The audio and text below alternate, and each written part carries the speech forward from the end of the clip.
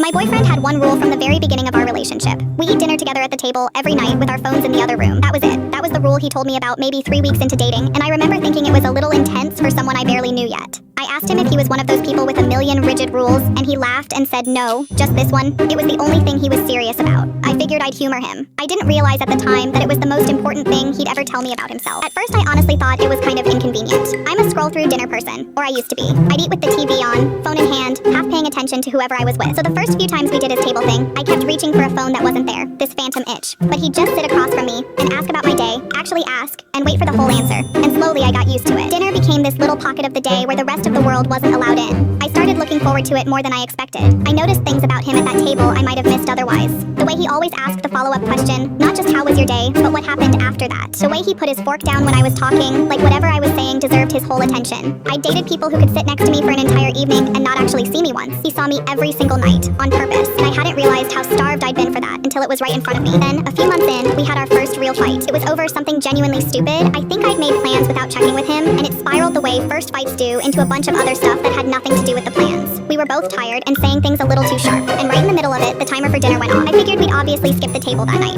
I was too annoyed to sit across from him and play happy couple. I told him I'd just eat in my room, and he said, no, we eat at the table, especially tonight. I was so irritated I almost laughed, but he set 2 plates down, put both our phones in the other room like always, and sat.